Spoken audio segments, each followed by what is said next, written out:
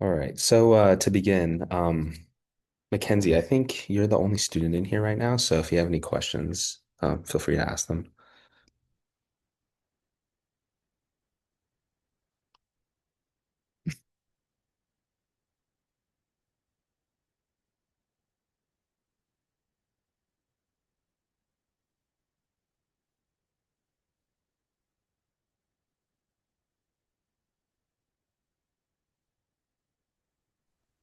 Sorry, I don't have any questions. I just didn't know if you guys were gonna walk through the questions Definitely, before we turn it in they did on the office hours a couple days ago for like the recitation 8.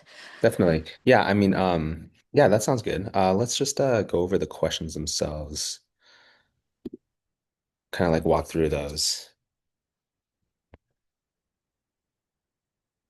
Okay, so just starting with the first question, kind of like a review in eukaryotes, translation occurs in the blank and transcription occurs in the blank.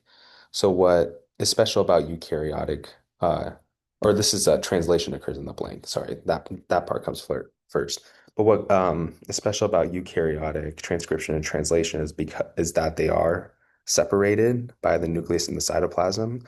So here you'll just be kind of inserting where translation normally occurs and where transcription occurs. Then also, Mackenzie, if you have any questions as we go along, just let me know.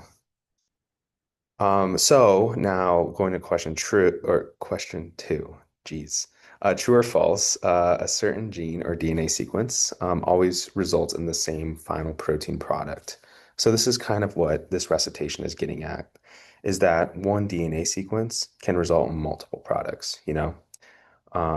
So I kind of gave you the answer for that one, but it's just really important to understand that, especially for eukaryotes and higher organisms, um, we don't want our genome to be, 10 times as large as it already is because it's already really large. So in order to get that, fine-tuned genetic expression, there needs to be different proteins that come off of a same DNA sequence.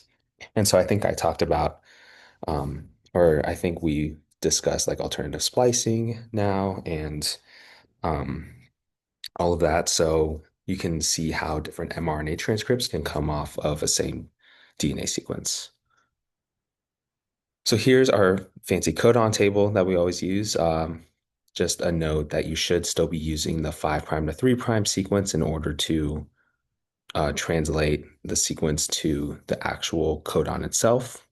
So the question asks the DNA codon GAT in the middle of the gene sequence mutates to GCT. What effect does that have in translation? So here, if you're looking at the table, you have GAT or GAU, really. This is asparagine. And then what happens is that it goes to GCT, so, or GCU, you have it go to alanine. So you're just going to um, kind of click the most correct answer on what happens when you have an asparagine to allergine or alanine mutation. Man, words are hard this morning. So then on question four, what is one mechanism that allows RNA transcripts to produce different protein sequences? Obviously, this is not a right answer. Of course they can, but you'll look at the different options here and select the best one as well. So then there's like a string of questions that uses BLAST again, which I think you all used in the previous recitation that we went over on Monday, and then UniProt as well, which is another bioinformatics tool that gives a lot of good information about proteins themselves. So BLAST is more where you query, DNA or protein sequence to get a hit on a specific gene or organism. But what you get from BLAST can then be used in UniProt to better understand the results you got in BLAST. So there should be a guide in the recitation slides and recordings. And if you search this following protein sequence, you'll find that it matches best to one of these proteins encoded for humans. Then using UniProt, you'll see that there's one of the main parts that come up in the search engine is like the function of the protein. So you'll select the best answer here as well. As to what protein you find up here, what its function actually is. Then question seven, in eukaryotes, which component directly recognizes and binds to the gene's promoter region? I did find something wrong in this question, so this one you should just get a point automatically. For anyone watching this, for anyone watching this recording as well, let me know if you don't get a point for this or like if you can see that or not. I'll also probably go in manually and double check this as well because what you'll see is that there are two possible answers really to this question when it was only supposed to have one.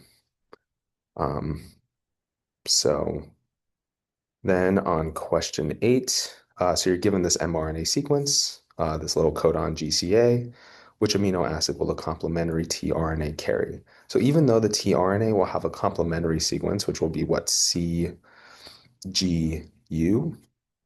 you still want to go off of this GCA sequence when you go up to table three. So yeah, once again, make sure you use GCA to find the amino acid that the complementary tRNA carries. Then going to question nine, mutation changes the mRNA codon from GAA to GAG. What's the most likely effect on this protein? So here you'll kind of familiarize yourself again with all of the different mutations that was referred to in the lecture, and then you'll see what type of mutation happens when you go from GAA to GAG. And then you could just use the codon table that's in question three as well. Then question 10, which molecular complex catalyzes intron removal in eukaryotic pre-mRNA? So this will, you can also Google this question in case you might not know this right off the bat, but you'll find that one of these is like a complex that actually binds to opposite or to the end of one exon and the start of the next one, and then actually cuts out that intron while the mRNA is being processed in the nucleus. So then question 11, which feature is unique to eukaryotic gene expression? You'll select the best answer here as well. And then finally, question 12, a microRNA, which is like a small non-coding RNA that has like its own sequence in the genome. So these little RNA molecules bind to the 3' UTR of a target mRNA. So of course, mRNAs are usually much larger. But these tiny little RNA sequences can bind to these mRNAs, and that results in the mRNA's degradation. It just gets cut up by a bunch of proteins that this microRNA brings with it. Um, if you're if you are interested in learning more about it, I highly recommend that you look them up. These guys are cool, and this just helps lead to like the fine-tuned regulation that's important for like embryonic development and tissue formation. So what's the expected outcome here? I kind of mentioned the answer, but ultimately this mRNA is going to be degraded. Um, but overall, these are just the questions. Once again, question seven, you'll notice there are two correct answers. Because we're specifically talking about eukaryotes here, don't worry about it. You should get the full point regardless. But yeah, do you have any specific questions, Mackenzie? If not, I mean, you're still the only student here, so you can either start working on it maybe you have already started working on it, but make sure you're like, if you have any questions, you can just ask them. Then since I'm the only one in here, am I allowed to ask, like, I guess get my answers double checked before I submit? Yeah, yeah, definitely. Um, okay. So the first one I did like for the first blank, the cytoplasm, and then the second blank, the nucleus. Yeah, you're definitely on the right track for that one. Okay. Um, for Hmm. number two, I did false. Right. Yeah. Yeah, that's like the point of this recitation. So perfect. Hmm. Okay. Um, and then with the chart one, Hmm. I think it's ASP would be substituted with ALA.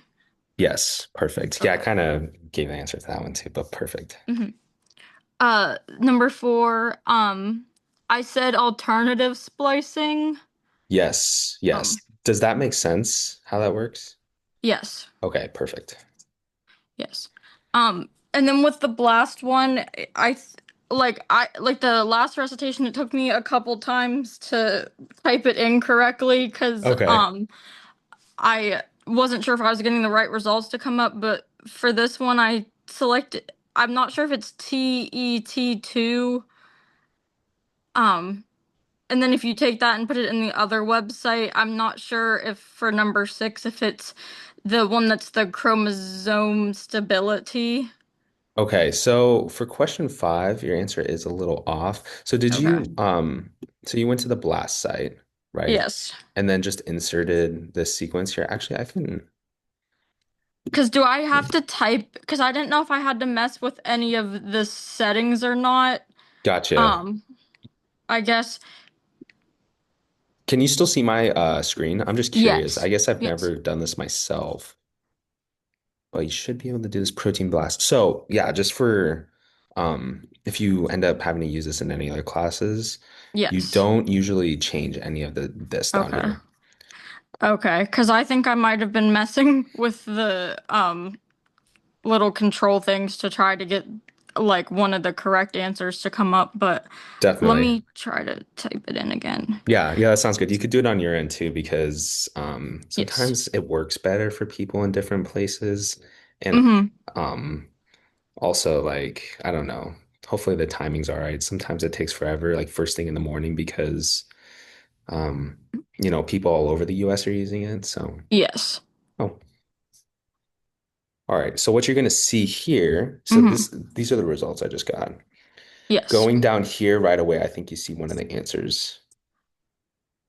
Well, I guess we're specifically looking at humans, but that is the answer that you're looking for. Oh, okay. Yes, I copied what you did and it gave me the proper answer. So then do I search up UniProt and type in the answer that I just got off Blast Yes. into the second website? I Yes. guess. Yeah, because this was the question I was having trouble with on the last recitation, trying to figure out how to get like one of the answer options to come up. Definitely. Um, uh, Definitely. Yeah. No, I mean, yes. So exactly what you said to do is perfect. If you put this into Uniprot, similar to how you found TET2, you should be able to find this okay. protein, Yes. U2AF. Okay. Um, okay. And then can I look at my next answers? I think for number 7, I said transcription factors. Yes, yeah. So that one was what I this quiz originally had as the correct answer. So either way, you should get the point for that. Okay. Yeah, because what you'll also see is that technically in eukaryotes, so transcription factors will bind first, but Yes. then they recruit RNA polymerase 2. So the wording of this Mm-hmm. question makes it seem like RNA polymerase 2 can also be a right answer, Yes. which I had forgotten to substitute before um, this quiz went live. Yes. Okay. For number 8, I think it is the alanine, Yes, yes. alanine. You're good. It's alanine. Okay.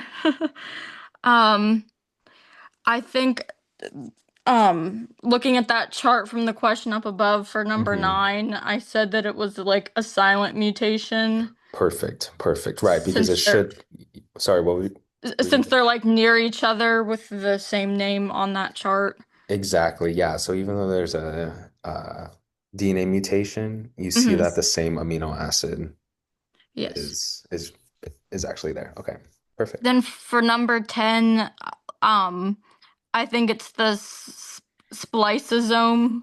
That sounds like slice, but like Perfect. it's No, like literally. spliceosome. Literally. Yeah. Yeah. I don't really know why scientists like didn't want to use the word slice because sliceosome would be kind of cool, but like the technical scientific term for slicing up an mRNA is splicing. So Hmm.